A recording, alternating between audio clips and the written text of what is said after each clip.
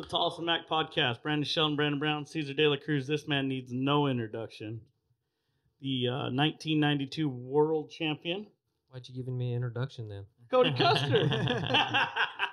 Well, I mean, I had to do it so they could chop it up, But yeah, for sure. Good to be here, man. Man, we're happy to have you. You're in Decatur now? Yes, sir. Yep. Yeah. Decatur. You jump on a flight today, or Came yesterday. came yesterday? Yeah. Wow. Hang out with mom. How's the weather over there in Decatur? Hot. Hot. Cooling off a little bit though. Yeah. Does feels it cool off summertime. at night there? Yeah, it's been getting pretty nice the last week, probably a week and a half. Yeah, it's pretty nice over there. We've been looking at some places in Texas, kind of all around everywhere. My daughter's going to go to school at Waco at Baylor, and we've been looking at some places. And that's what I notice every time I run the weather. That's kind of how I base where I want to go. And everything cools off at night over there. It's a little different. Yeah, not bad. Caesar said he was wearing a sweater and a beanie this morning. Yeah, Caesar just flew in too. When I flew in from Montana, it's getting cold up there. I think we're gonna have to start migrating south, like the birds now. Yeah, he got in the truck today. He's like, man, it was cold where I came from. I was wearing a sweater. I was like, we are not wearing a sweater. I'm still in shorts over here. Yeah. So Cody, what are you up to, man? What do you got going on? What's rolling? I mean, we'll talk about your career and all the highlights. Yeah, but I got so much stuff going on. I've done 21 schools so far this year. Wow. Most of them are 3-day schools. I do a few select 2-day schools. I don't like 2-day schools because unless you got limited amount of students, like I'll take eight guys and do a 2-day school. But like when I have 20 guys, I want 3 days because the first day is just basically a lot of talk, a lot of show, a lot of my philosophy, and my teaching style is basically physics. One thing affects the other. I guess it'd be just team roping. I plagiarized this guy over here in my bull riding schools using something I heard off of a video I was watching and just really talking about. I tried to team rope and stuff, and I've roped my whole life, but I tried to get serious about it there for a while, and I was really studying different guys and stuff, and I don't know if you remember, which you probably still talk about this, but leading with your elbow. Yes, sir. Your elbow is where you get your you put your, that's where you that's your aim, I guess, right. Basically. And so I got to really thinking about that in my roping. I was thinking, man, bull riding's the same way. So I tell guys, lead with your elbow because it keeps your hips up under you. It gives you control at the front. So anyway, I plagiarized you a little bit. That's awesome. It's bull riding's a lot less dangerous than team roping. I lost a finger team roping. Never have lost a finger riding bulls. So that's true. We were talking a little bit before we started about. I've kind of been around some schools. We provided some bulls for some schools, and the difference I seen with your schools that you put on were you were preparing these guys to go rodeo or to like you said, kind of be real with themselves. And I think it's pretty important that people out there understand that not everybody's going to be able to go up there and pull Asteroid out of the hat and have a chance to ride him. I mean, can you speak on that a little bit? Well, think about that's a hard thing to tell somebody. But. Okay, so you take bull riding and compare it to team roping. How many steers did you run? How many steers did you run the week before the first time you made the NFR? Hundreds. There you go. There you go. Me and Colton there you go. worked a lot. So I mean, you're a guy you're already succeeding. You made the NFR and you're practicing right up till. So I talked to these guys about, my story goes back to what mom and dad did. They had a roping arena, and we had a rope and shoot and 300 foot arena, training horses and stuff. And then we put bucking chutes right here next to the roping chutes. So the roping steers doubled as bucking steers, and they all went straight. I was just going to say, they all know to go to the bottom. There was a couple that would turn back every once in a while, and they probably bucked me off, but I don't remember. But I got on 2,500 head of steers that were jumping and kicking and moving away from me and going to that catch pen. And my dad told me, he said, ride as close to the end as you can so that you can walk. You don't have to walk very far to get your rope, and then you can take a flank off and come back and get on the next one. So I did that for 3 summers. And so, that's how you groom a champion. Well, I mean, I developed And bull riding's different. Team roping's different. Bull riding, it's you can rope thousands of head of steers and not be in as much danger as you get on 20 bulls or whatever. But what I did is I set myself up to understand the movements of the animals, okay, and they're all going forward. Plus, give me like Yeah, I can confidence. do this. I was a little badass, and I weighed 72 pounds. You know what I'm saying? In my mind, when I got on my first bull, I was a bull rider. Yeah. But I was puckered up because he had some cojones, but he didn't have a chance to buck me off because I'd gotten so good at riding the forward movement of ones. And so that's what I always go back to is like, hey, build your, confidence is king. Build that first of all, and then repetition of doing the same thing over and over and over. And because bull riding is one thing, it's one thing. All you got to do is get to one spot and stop, and you got to do that over and over and over. It's very simple. And so what's happened is all these other guys doing these schools think they're experts on bull riding. They come up with some stupid shit because the simple stuff doesn't sell. Right. So they have to That's make true. something up to have guys come back next time. Nobody wants to Instead of- rope the dummy. Yeah. I'm telling you, Yeah. I'm all about the basics. Hey, I'm like, we got A to rope 'em. stationary barrel. That's all I use. I tell them guys, if you want to get on a drop barrel, that's fine, but don't use that much, because drop barrel it's unrealistic of what's really happening. It's just I can do everything backwards and stay on. Mm-hmm. And so I tell them with a stationary barrel, you can get in your brain of in your mind what you got to do, and it's one thing, and it's doing the same thing every time. Every time you get out of position, and my teaching it's changed the way my terminology has changed. But I still teach what got me a world title or got me through a whole career. And because if you don't have the one thing of getting to the shoulders and stopping, doesn't matter what else you know. Because where's the animal going to go? He follows the shoulders. It's the same thing in there, probably the same thing with team roping.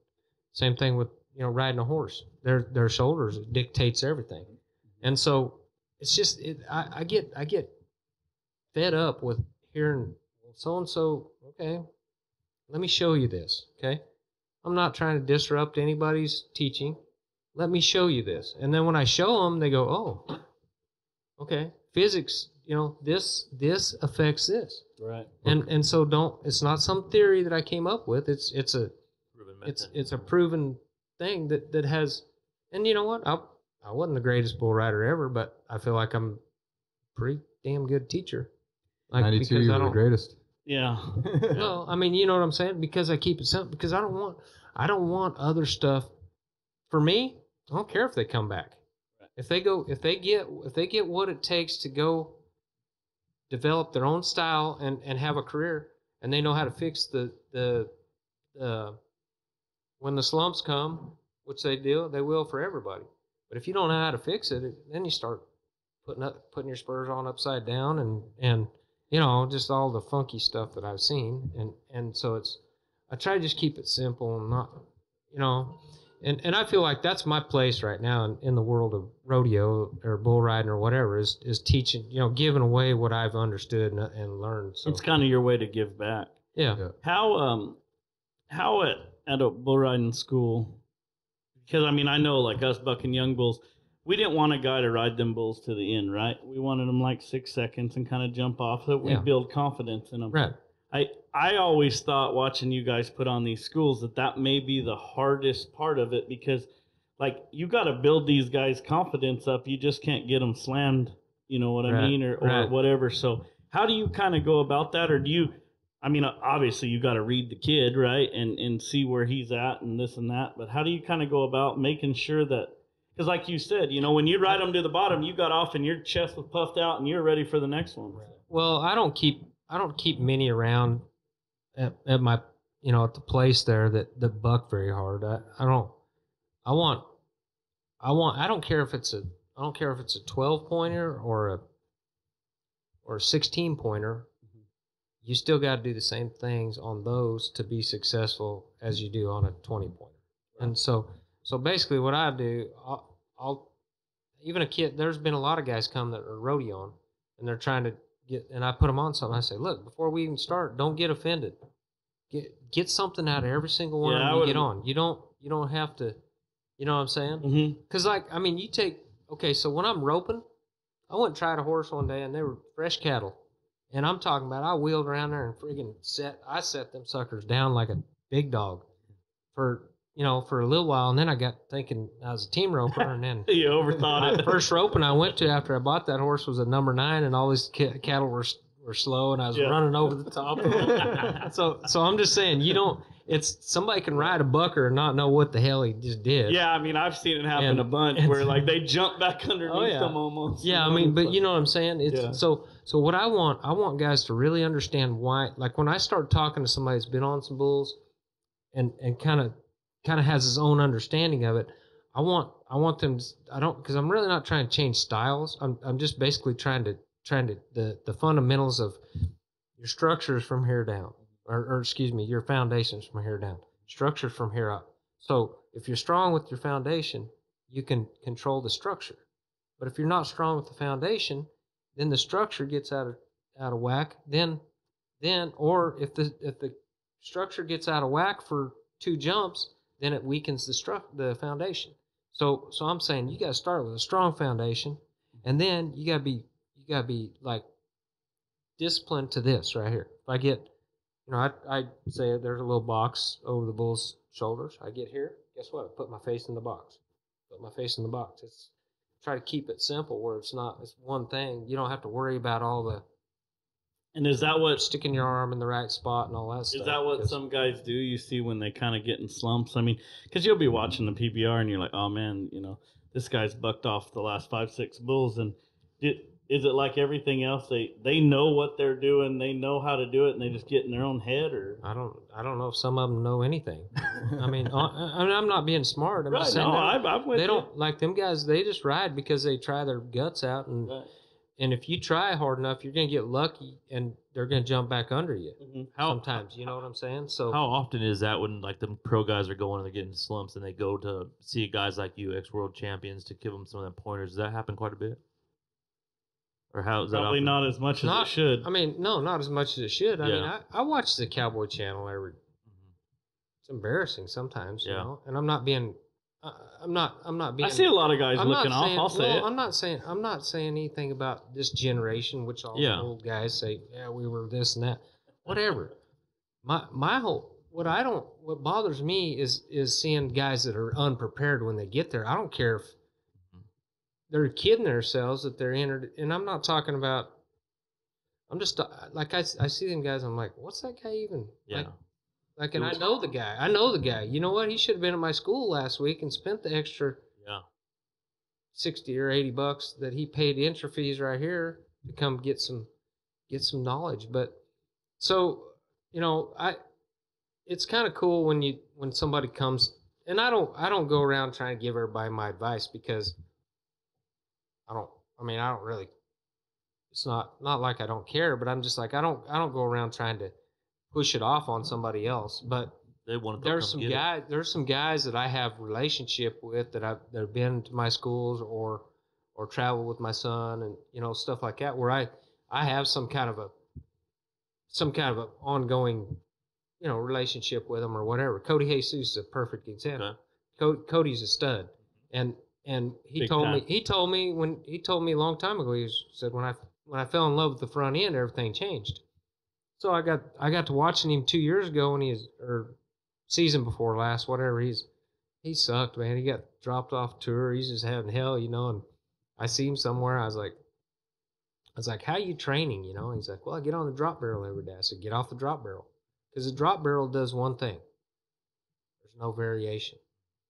Bulls are moving forward. I said, you're setting down too early. I saw it in his riding. He's setting down quick.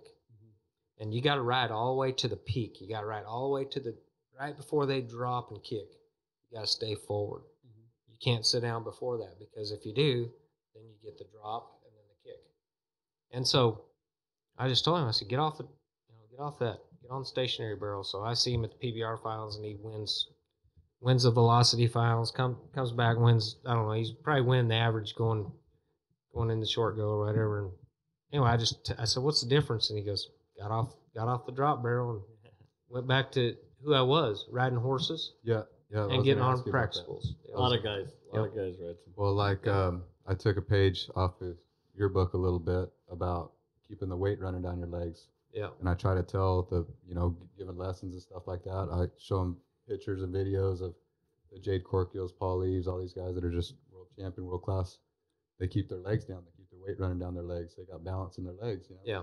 And so I was thinking, bull riders, I see them when I kind of hang out with Boudreaux Campbell and stuff like that. And he says when he goes in cowboys and rides horses and does all that stuff, that's when he's riding really good. Yeah. So like I want to ask you that, like, do you recommend riding horses bareback? I rode horses.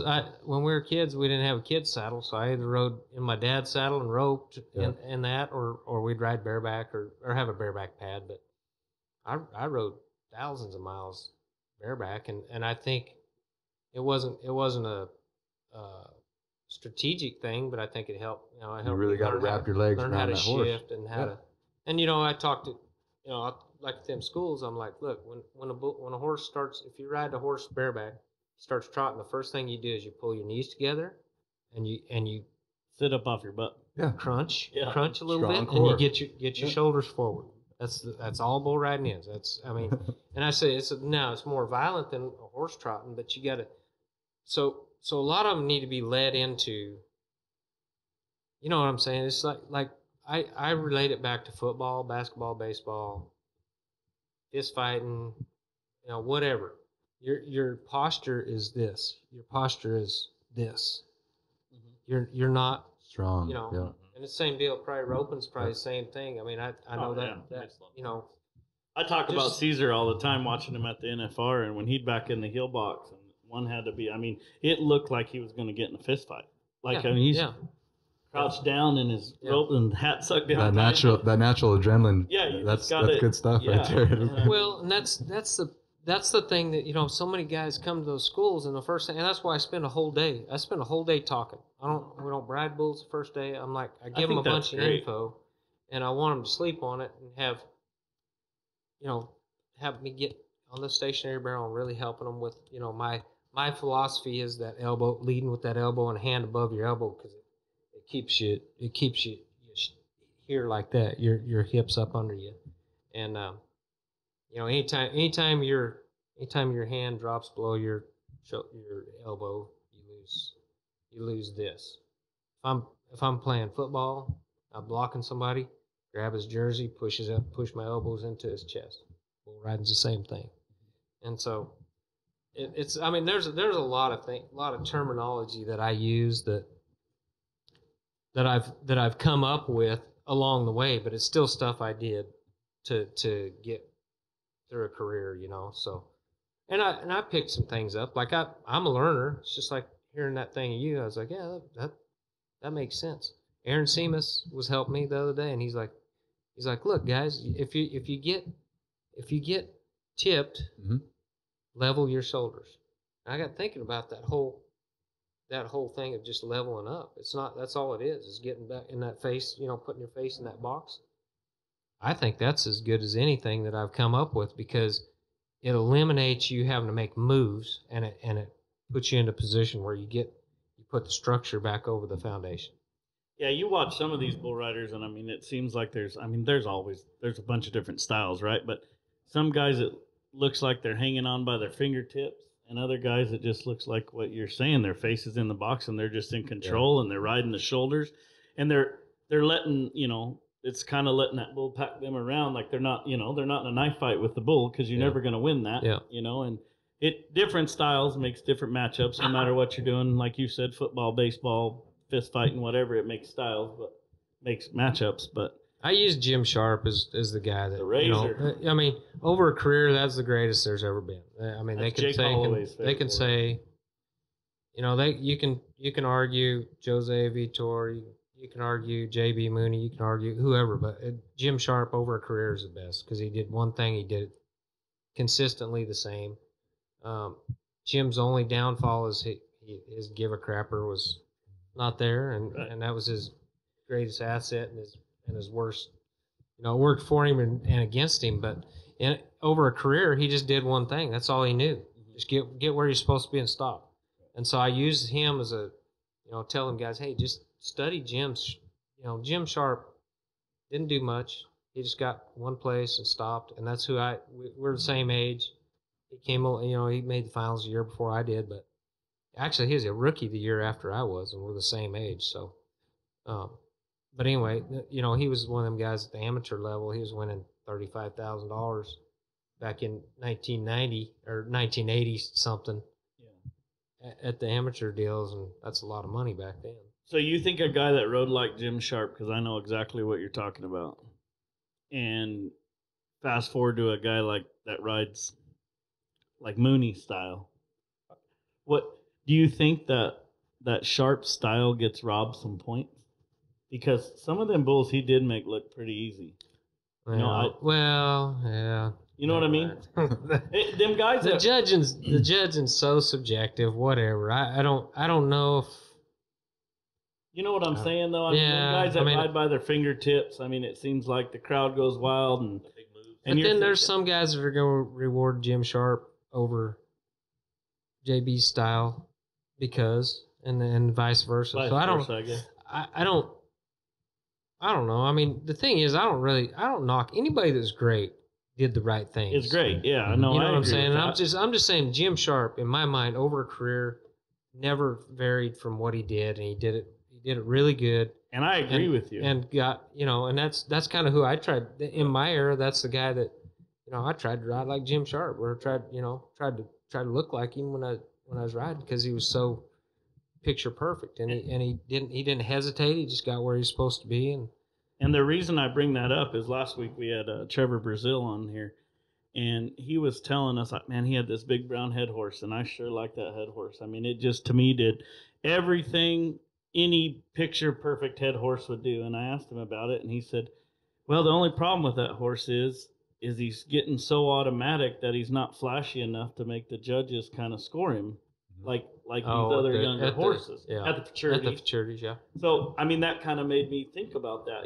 Guys that ride smooth and silky and it just make it look so easy, you just kind of wonder. But you're 100% I mean, over a career, you take a guy like Jim Sharp. He stayed on more times than those guys that got wild. So yeah, that's true. He made up for it. If they did hose him, he made up for it by staying on more times. I guess I don't know. Kind of on that same subject, Joseph Harrison at the Rope Horse Futurities. I consider it like bull riding now at the futurities, because you're judged on how you ride your horse, and it's the part of the score comes from the horse, a little bit of the score comes from you. And so, like Joseph Harrison does really good at those things, and like Trevor and Miles Baker, they ride them horses Dakota, so perfect. Yeah. Dakota Kirchlag, all these guys are so good with their legs and their hands and make the horse look really perfect. And if you have a bobble when you're riding your horse like me, it's like, say, when I go show, I know I got to be perfect. I got to ride so nice to beat those guys. So that's what I'm constantly working on around the house there. It's just like making sure my legs are down, make sure my left hand's real proper and everything. And I'm sure if you're going to go compete against the best guys in the world and you're trying to teach these kids, like, hey, you're gonna go against some monsters over there. You got to be perfect. You got to work at it real hard, and you got to be serious about it, or else you're not gonna have very much success out there. Yeah, I think just doing all these schools here, over the last couple of years, bull riding looks pretty good in the future. I think there's a bunch of young guys that really want it, and their moms and dad, their parents are taking care of them. They're really disciplined. And I talk about work ethic. If your work ethic doesn't outdo your talent level, it doesn't matter who you are. Mm-hmm. It don't matter. I mean, there's so many talented guys that showed up, and I'm sure the same deal in the roping with zero work ethic. They're easy. Them guys are easy. Those guys are easy to beat. Yeah. And they're all right with, which I think in the roping, in the calf roping and team roping, all that stuff, mediocre doesn't cut it anymore. Bull riding, guess what? There's a lot of mediocre guys out there that are making money riding bulls, and they're okay with it. That's the part that I just go. What's your take on the bar bull riding? Because you asked the kind of hardcore rodeo fans, and they're saying, "Oh, these bar bull ridings are screwing the deal up. They're making these guys think they're bull riders when really these are just little dink spinners." And well, I mean, it's a starting place. It's like anything. It's like, there's a kid kid named Coy Kraut that is a bullfighter from, I love from here. Coy, yeah. Okay, so Luke's- I've been Luke's telling him for 5 years or 3 or 4 years, you need to get out of here, dude. You're gonna end up staying and being, I said, Yeah. get out of here.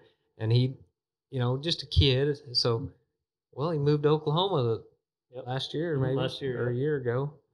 And guess what?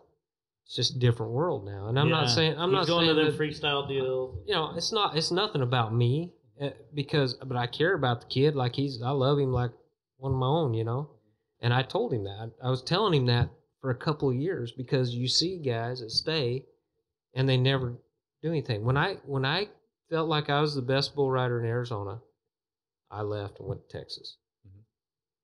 Now I probably wasn't the best, but I thought I was, and I could beat some of them older guys at every once in a while. And so I thought, I was like, yeah, I'm kind of a bad cat. I'd like to brag on Coy a little bit. I watch a lot of bullfighting, and I think he's. I think Jeff Kobza was the best to ever come out of here. Don Yates, and I put him right there with him. I mean, I think Coy's getting silky smooth. Well, yeah, I mean, and you talk about so. I'm not a big freestyle lover, okay, because it's ruined a lot of guys that were very talented at saving guys' lives. Yeah. There's several guys that I would name, but I don't want to get beat up. But it's okay. But my point is, we don't have that many viewers. Well, okay. Well, what am I doing here? Well, we're hoping to get more. No, my point is the freestyle deal, and I'm not saying everybody. There's some guys that were, you take Rob Smets, he laid it on the line every time. Whether he's trying to save your butt or trying to win. The other day. Well, did you see us? I don't. He had Nate Reed in the barrel, and he was out there announcing. He just decided, you might as well work the barrel. I'm out here. That guy. Go ahead. Sorry. But anyway, no, it's just funny. But so Coy, I take Coy. I've known Coy since he was a little kid. Smooth on getting guys out of wrecks, and kind of like Joe Baumgartner. Nobody knew he was there. In and out until he saved your butt. Yeah. You know what I'm saying? Like he's just not flashy. So anyway, but I say I don't know that them other guys. I mean, Kobza and Don Yates. I don't know that they were as good as he. Yeah, I mean he's good at smooth saving guys. Now freestyle deal, that's a different deal. I think everybody. I mean, if you get through a bullfight without getting hooked, you're doing all you're right. lucky. I mean, even if you're good, you're lucky, man. That's scary. But my point is, like Coy's just, and so I'm not trying. I'm just saying, Coy's one of them guys that left. Yeah. And so no matter where it is, Arizona, California, New Mexico, even Texas, those bar bull ridings. It's a good place to start, but if you stay there, then that's where you're going to be at. It's like that work ethic deal. Your work ethic stays here, talent starts backing off. You got to go to the next place. And fortunately for me, I got out. I left, and there were some guys that stayed here that never really that probably rode better than I did, and I was wanting out. I'm sure you were too. About 18, 19 years old. We talked about that on the way here. Well, I was looking forward to getting out of here. Yeah, I went to school. I went to school at CAC because I got a scholarship. Yeah, same here. I went down there and screwed off. Here. I wasted their money and my time. But I mean, looking back on it, no, I built some relationships down there that I still have. So it was a good time. But I went down there for the only reason I went is because I had a scholarship, and it was really dumb because I just drank beer and you went to rodeo, right? You kind of team rope. I was a team roper back then. That's why you're my hero, man. Honestly, I kind of when I found out you roped and rode bulls, and like I don't know, you probably don't remember, but it was probably '93 or so. I was a little bitty kid, and I thought I was a bull rider, so I kind of hung out at the Tucson rodeo. Yeah, Buck and shoots quite a bit, and you signed a bull riding card for me, and that was pretty neat. So, like I said, you've been a hero of mine forever. Oh, but thanks. that roping part of it just kind of sealed the deal. You know what I'm saying? But, well, so I went to school there at CAC, and I had a little buckskin horse down there, and that little sucker, man, I could rope, I could stick it on him, first or second hop.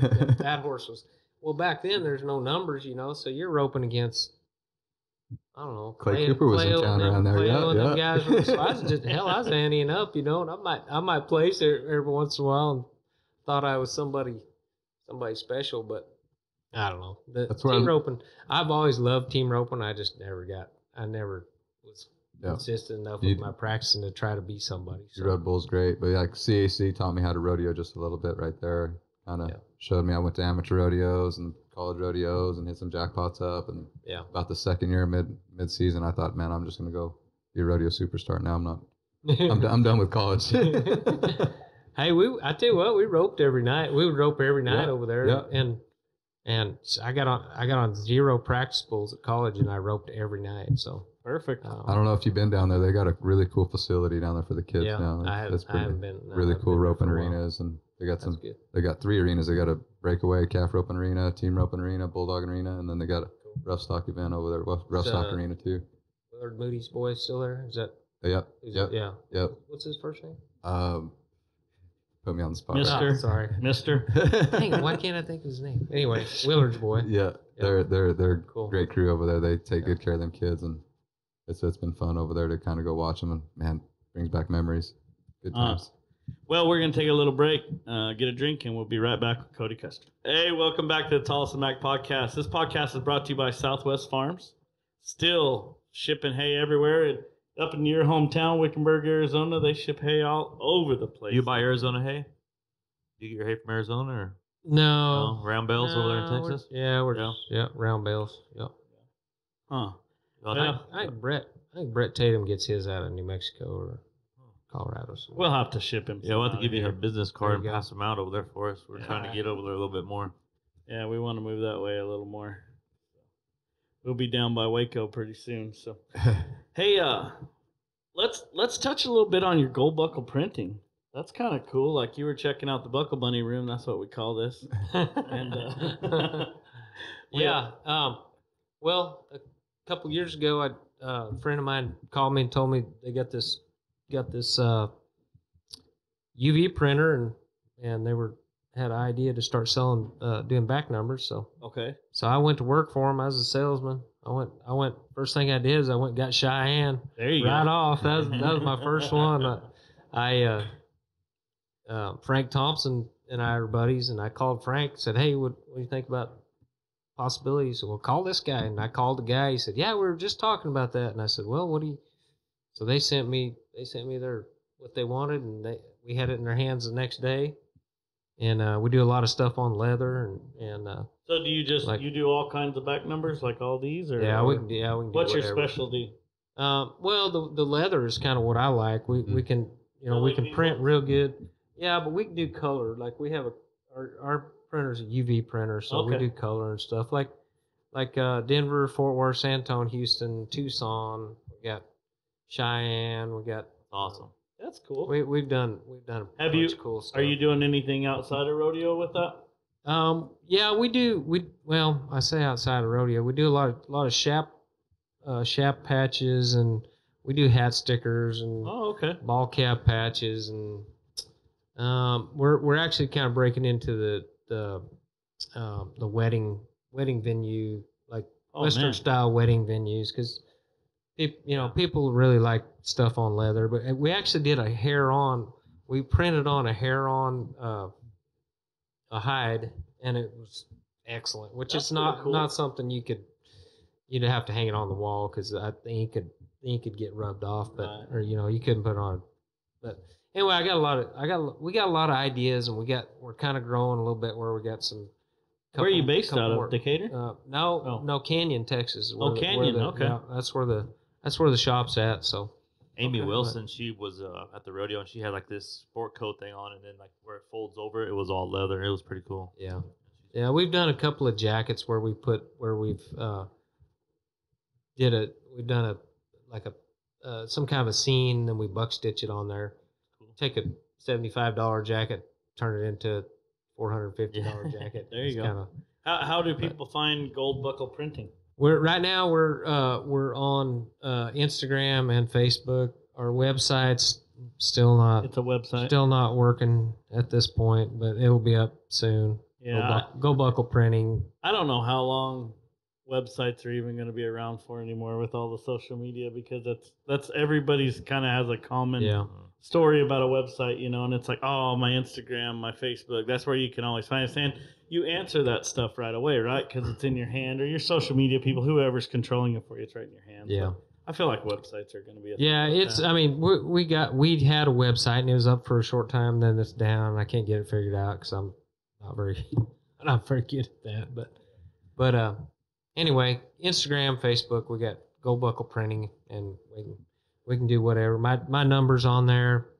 People are like, man, you put your number on there? I was like, yeah, it's on bathroom walls. I was going to here in say, Albuquerque. probably all over Wickenburg. That's how we got bathroom yours.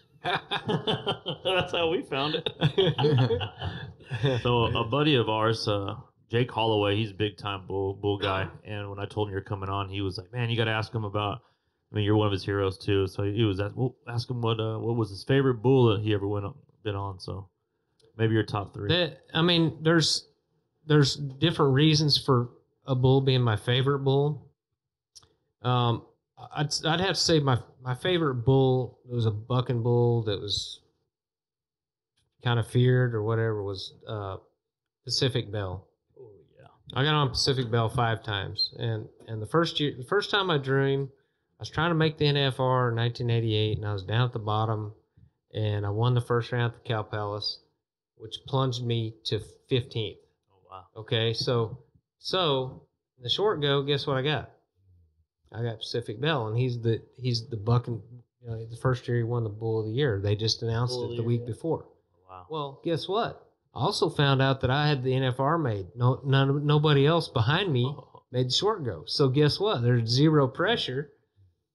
I didn't even think about it. I was just excited I made the NFR. And I get on the bucking Bull of the Year and I ride him. I'm 90 points on him. Nice. And That's awesome. and so the story always got told is I had to stay on him and make the finals. I didn't. I had the finals made, but I ended up going in 14th instead of 15th. But so I had, and that was an 88. That was an 88, yeah. And then he got ridden the next 2 times. He got ridden at the NFR. Jim Sharp rode him and Ted Noose rode him. So he got ridden the first 3 times he was Bull of the Year. Bull of the Year, yeah. So Scored 90 probably every time, huh? I don't even know. I mean, that was back when 90s weren't just, you know, here and Given out. everywhere. Yeah. TV ratings. Yeah. That was a good Yeah. bull. Yeah. When I was a So kid. anyway, I got on him 4 other times, and he didn't go very good. I tore my biceps. I got a big scar on my chin. Oh. So I think about him every time I shave. Thought about him this morning. But yeah. So for overall bull, he's my favorite. Favorite bull, and he was a bull that his from the rope to the flank was 2 feet. So if you got off your rope, you're on his butt, and he kicks so hard.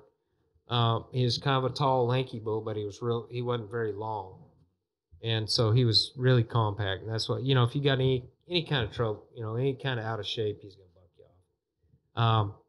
Now when you're talking about favorite bulls that you wanted every single time, there was a bull called Mighty Whitey that I won first every time I got on him, and then a bull called Western Wishes I won first every time I got on him, and so I mean there was those kind of bulls. I don't know. I mean there's Been on so many of them. How about lately? You're still watching what's going on and seeing what's going on. Yeah, that bull that. He won Bull of the Year 2 years ago. No, the little red bull. He might not even won Bull of the Year. Stone sober?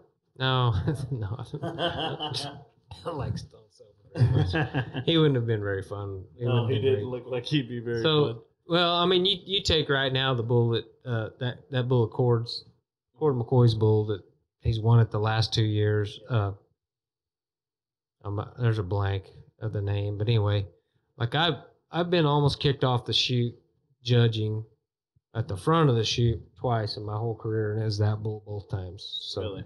yeah, and so I mean he's an incredible bull, but there's a lot of bulls I see now that I'm going, man, I wish I could have got on him in my prime to see. Riding solo is a bull, right? Riding You're solo, talking- yeah. Solo. But like there's some of them bulls that I just go, oh man, he would have fit me, or go, that one would have been a challenge. I'd like to see what I could have done. So whatever. I always liked Little Yellow Jacket. I always just thought that bull was pretty I liked him. I just couldn't ride him. I He got me 3 kind of times. stutter step a little bit. Mine was Yeah. Blueberry Wine. Blueberry Yeah. Wine. That was You my rode favorite. Wolfman, right? Yep. I rode him 2 out of 3 Was times. it Salinas or something? Did you ride him? Nah. One of these TV rodeos I got to see him when I was a kid, and I thought, man, that was the greatest ride I've ever I rode seen. him at the NFR in Yeah. '91. That Okay. was the year, and then I rode him. We had a match deal at Lake Elsinore the next year, and I rode him there too. So I was at the NFRs when I saw you. I thought, Yeah. man, that was he was Wilder. fun. He was so fun. He was just man. wild, right? Yeah, Just fun. he was just fun. a little bitty He guy. was- Yeah. Was there Brazilians back then? Was there very many? Adriano, I think was. There's a whole country. No. But Adriano, in the locker when room. did Adriano come Adriano came over in '93, Okay. and the first time that's the first time we saw him. But Charlie Sampson had done some schools down there, and he found Adriano and he got him to come up here. Well, Adriano came up like this is the first of the year. He come up and on his permit he entered Tucson, and he won Tucson, and then he had to leave. And I was like, man, I'm glad that guy left. Glad they picked him up. So he was the first one ever to come over He, is to make a the splash. first one, the first one to come Yeah. really dominate. So, I don't. There might have been some others that Yeah. came over, but he was kind of the first guy that came over. And And now they just keep coming over. well, there's a lot to be said about that, and I think everybody wonders why or speculates. This is my look at the deal. There's two ingredients in my mind. They know what true poverty is. Hmm. In Brazil, Mhm. okay, and the other thing is they're mature by the time they get here. Mhm. They don't come over at 18 years Yeah. old. So by the time we see them, they've already matured into real men. Absolutely. And I think too many 18-year-old American guys get Jess Lockwood screwed it up for everybody because he's a 1 in a million. Yeah. And then they go back, they start talking about Shivers. Well, that Shivers grew up; those bulls developed with Shivers. He didn't walk right into the greatest bulls ever. He grew up with them. He got great as they got great. So, in my mind, Lockwood's about the only guy that really came and dominated at a young age, and so it screwed it up for a bunch of them kids that think they're going to be Jess Lockwood instead of going and be mature and be 23, 22 Yeah. to 25 when they He was kind of like LeBron James like he was the chosen one, and he backed it up, and yeah did it. I mean, or not and, many people did. you can say what you want. I think he's struggling right now to stay healthy, and I don't know if that has to do with the fact that maybe he should have went and matured a little bit, but on the backside of that, he rodeoed a lot before, like he was kicking their butt when he was 15 at the amateur rodeo. He was the little Michael Camelot of bull riding. Yeah, yeah. I mean, exactly. Yeah. That's and the thing is that everybody's gonna go about it the way they go about it. The only reason I tell the story about me is like the way I did it. I was taken care of accidentally. This generation got taken care of, or my generation, because there wasn't the genetically put together livestock back then. We got on a lot of dinks and won money on dinks, and we stayed on more than we hit the ground. And now that doesn't seem to be the norm. Back then, that was the norm. All of us grew up that way. We probably stayed on more than, the guys that could ride. There was always guys that didn't. That's very Right, respectable very for you to acknowledge that and say that. Most guys wouldn't. Because they're all self-centered, arrogant suckers, and they haven't gotten over themselves. And you got to get over yourself. Absolutely. You know what I'm saying? Like, I was a badass at a certain point, but guess what? It don't matter. You gotta respect. I try to respect people where they're at for who they are and what they do. There's some of them guys that I've lost a lot of respect because they've never gotten over themselves.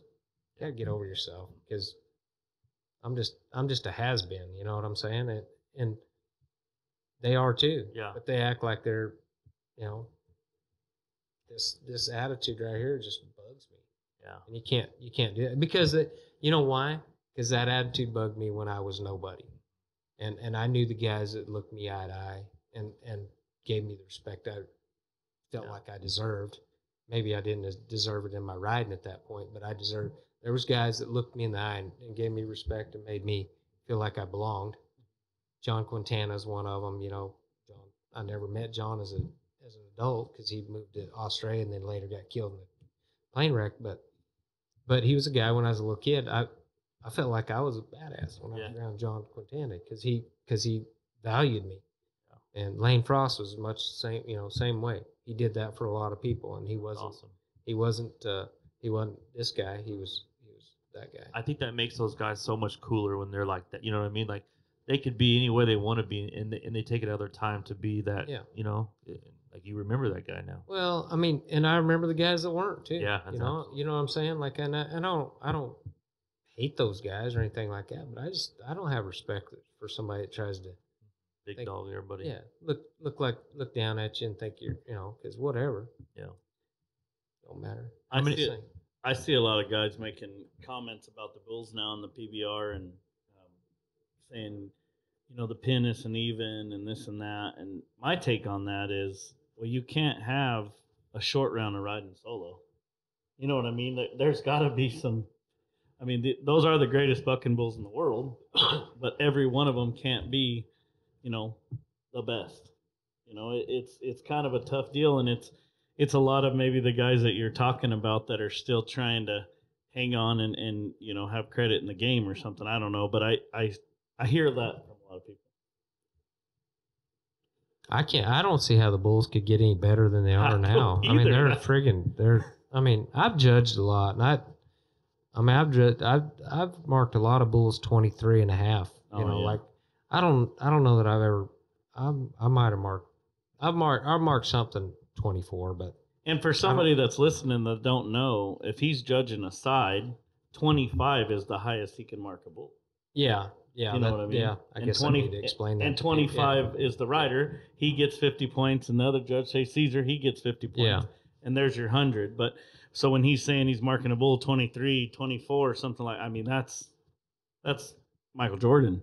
Yeah, like riding solo, I don't remember what I marked him, but I would suspect 23 and a half or better. Right. Like there's been a couple of trips where he wasn't quite that, but the times I was judging, I know I had him up there like a whole. That Whoopa and Victor Lemmy. I was judging that day. It was 98, wasn't it? 98 and a half? He's 98 3/4. Holy moly. That was pretty cool ride right there. I don't know, couldn't we give him 100? That was pretty good though, right? I mean. Well, I marked Is him. that ever going to happen? I marked him a 25-point ride on a 23 and a half bull. That's what I marked him.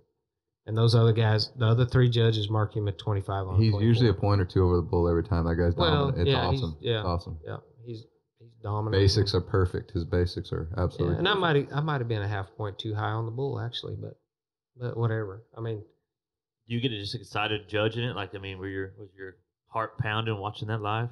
It was. It was just perfection. Like it was. But knowing that you have a say into this, like knowing that you're part of history.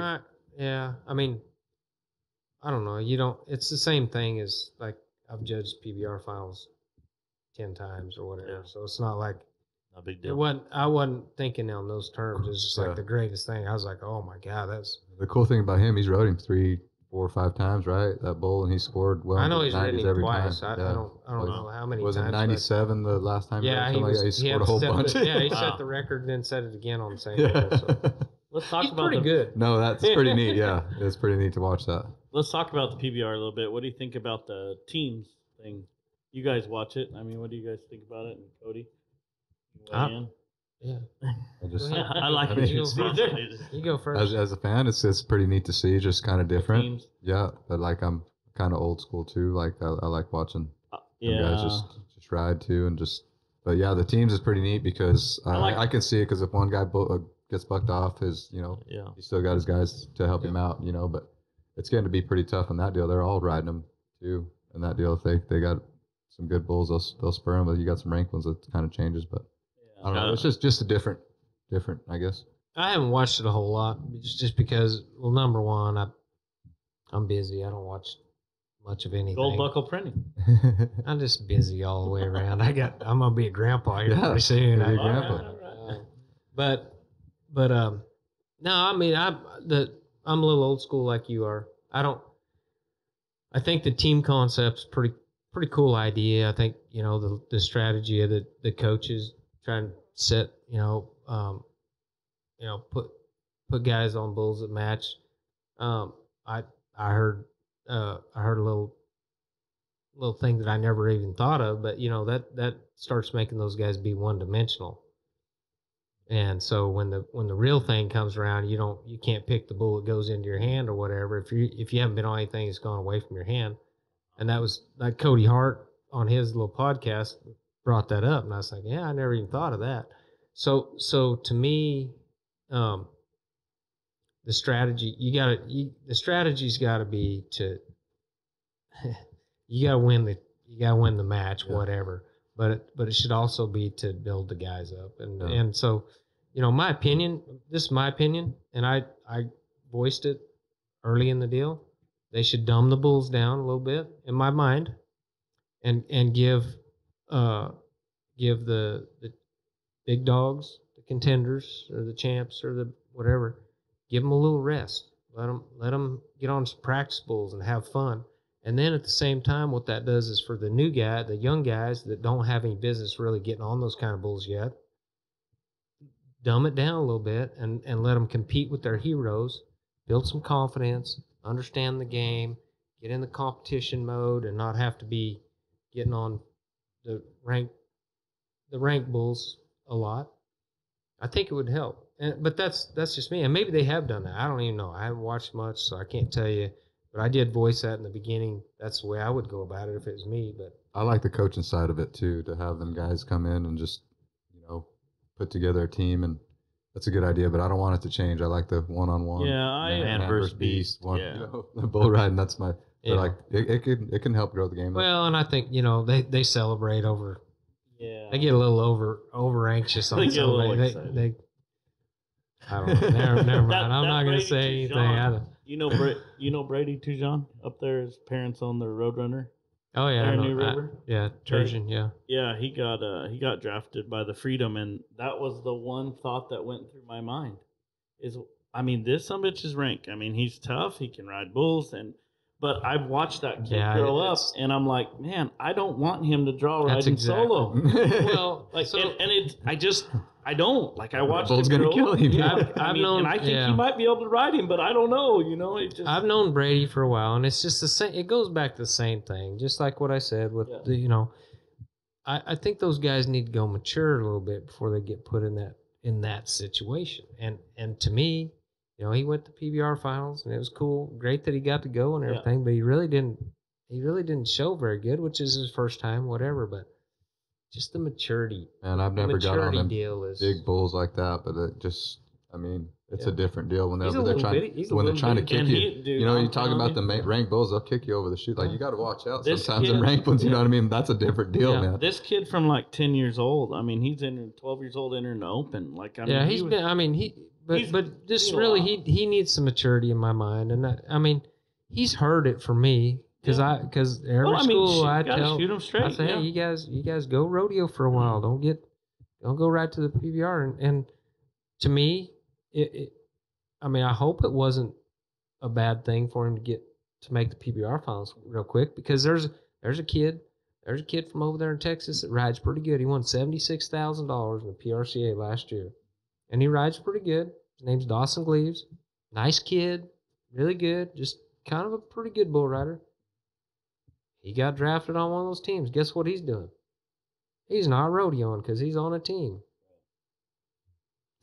Yeah. He won $76,000 riding at the PRCA last year, and he's still, to me, he's got some maturing to do. Kind of and need to he's get not- some miles. Like you say about the horses, you take young horses with you for a It's while a on the confidence road, thing, Yeah. right? and it builds their yeah. and confidence. PBRs, man. Hey, It's their miles. That's a You're going to get beast the right best there. every day that's over there. And like I said, maybe it's just because I've known Brady so long. I was like, man, this dude can ride anything in Arizona, probably anything around Texas or something. But it scared the shit out of me that kid draws riding solo. I ain't gonna watch it.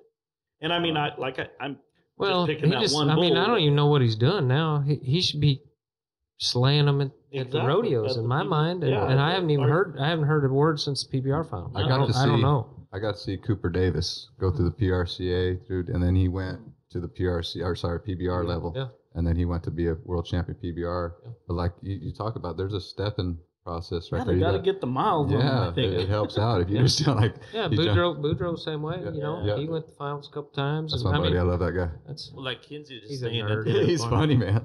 like like Kinsey just staying there at the PRCA level and just staying right there. And he found his spot. Like he don't go up very much, or does he? well. I mean, he's got different goals, and I mean, since he's a little kid, he's gonna beat Donnie's record. So Yeah, Okay. I don't Willie. I don't know. I mean, he's pretty close. Pretty close. Good He's chance. hurt right now, ain't he? I'm not sure. yeah, Broke he'll his- be at the finals though. Got the What's he His have? collarbone. collarbone, yeah. Yeah, Yeah. he'd been to 15 rodeos, or is that right? No, 25 rodeos. He has to, 25 rodeos, and has to just touch his rope. You Eight. don't have to get on. He just has to touch his rope, right? I Kinda- guess, yeah. That- But he's been to like eight PBR or eight extreme bulls, and he won 65,000 at those. he's got 145,000. But he's got to go to rodeos.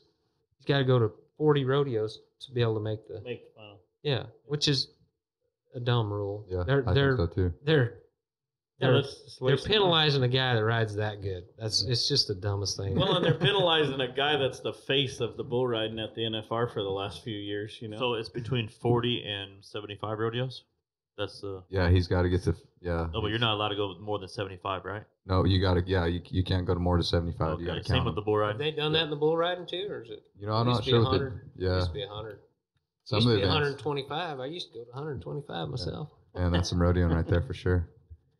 How did your sponsors back in when you were going? Was there non-existing, or how'd that work? There's no sponsor. That's There were those sponsors. Me. Yeah. Look, you got to win. We, That's the we difference should look between over like at his mom and ask his mom that question. yeah, Yeah, that's shit, the they difference. between- sponsored me some, but Yeah. now the first real sponsor I got wasn't until after I won the world. Really. Just where I wore a logo, which that one was Frontier Airlines. I got a year's Cool. flying That's on Frontier Airlines, I got a certain amount that I Yeah. used, and I didn't. But see, with the real stock, they just have their bag and their boots, jump on a plane, and it's a lot easier than these guys with horses. Oh, it's way easier Way than easier. team roping. Oh man. Team ropers, they got it so rough. I remember when I was a kid. No scars on their chin. No. I remember when I was a kid. Oh wait! Oh, Oh, the yeah, bull- yeah, exactly. wait, hold on, tell What'd them the what'd I say? Look at there. I got a bull Look rider at hand. there. Looks like right there. That Yeah. pinky right there. You can't count on Caesar. Yeah. I remember when I was a kid, Chris Arrace got an NGK spark plug sponsorship, and man, we thought that was like the coolest thing. Like he had his NGK sticker on his deal, and I don't know what it was, 50,000 or something like that. I remember Jake Barnes had Alltel. Alltel, Uh-huh, yeah, Alltel. yeah, those are Yeah, cool. it's cool to see now where them guys, guys are making good money. But like I said, and I'm just saying there wasn't really sponsorship. Like Bud Light's always had, or Budweiser, they had the 6-pack back in the 70s and 80s, and there was always a few little deals like that. But my first real substantial sponsor was in 1998. I made the PBR finals and the NFR, and I was the only bull rider that did that year. And they wanted somebody that was at both it was ASE, Automotive Service Excellence. So I got Blue I got to do that. Yeah, That's awesome. they were my sponsor through the rest of to the end of my career. That's awesome. But and they gave me, I can't remember if they gave me 5,000. They might have gave me 10,000 right at both That's cool. NFR and PBR finals with their logos on. That's cool. And I kept them through the end of the last of my career, the last 5 years. You talk about Bud Light. Was the stories like in the locker rooms and stuff? Was there Bud Light going like yeah. crazy? Oh yeah. So was there That any was- fist fights in them locker rooms? Like you ain't got no stories about no locker room fights? There was a few of them. I don't even remember all that stuff. I remember. I think heck that guy's name? There was a guy. It was in the hallway at the PBR finals or at the NFR one year, and Sid Steiner. no, this is anyway old school stuff. Jimmy Anderson and can't remember that guy's name. But anyway, Yeah, JB Mooney says that when he was first coming out over there, and he after the bull riding there, everybody kind of get in a group over there and drink some beers and kind of bullshit and talk about it and stuff. And he said now you see a guy over there doing yoga in the corner over there, and they don't drink beer after the bull ride no more. So can't even smoke cigarettes in there. He said can't even smoke a cigarette over there. Yeah, we've seen. We just read before you got here that he hung her up.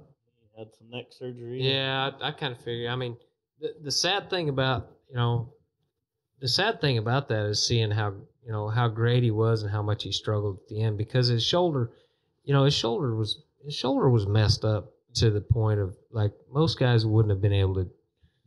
I mean, maybe nobody would have been able to do what he's done the last couple of years with that shoulder. The way just a gritty.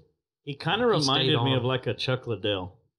Like when he was the champion of the UFC, man, he could just beat anyone and then towards the end of his career, you just didn't want to even see him do it anymore. You didn't want to see him because he was so great. But I mean, you have to give him the respect that he wanted to do it. I mean, that guy. I mean, just to go. He quit going to PBRs and went to NFR, and then he got hurt. Of course, he got hurt there, and then this year, like, I mean, pretty much everybody thought he's done. He won $95,000 this year riding bulls. That's crazy. It's kind of, I hate to see it for him, but hey, I'm glad he's got all this moving and he's not paralyzed or something like that. So I mean, if he's forced into quitting, he's got stuff to go to. He's got bucking bulls. He's got life. He's got got his kid. Jagger. He's got stuff to do, and that's You guys and ever watch, what a good guy. Like, he's just a good, he really good is. dude. Yes. You guys ever watch Mike Lee's kid? Oh, little Noah. Oh no, I follow him on TikTok. Oh man, that dude can ride bulls. Yeah, It's he pretty can. fun to watch. He rides pretty good. He rides good. He's a little bitty fart. Yeah. I mean, he hadn't 5'5", and just a really, really good kid too. Is he? Like he is a good kid. He looks like his dad when he rides, real loose. He rides a lot like his dad. He's copied his dad's style, but I mean, that's a really good kid. I really like Noah. He's a good boy. Cool. All right. Well, I think we're going to let you get back on up to Congress or Wickenburg or just head that way anyway. We sure appreciate having you. Heck yeah, appreciate Thank you guys you, having me. This is fun. I like kind of shooting the breeze and just getting different looks So at do we. things, and it's like, I don't know. I've got a lot of ideas. I want to start doing little podcasts myself. And, Well, we'll be glad to come over. Yeah. Love it. That'd be fun.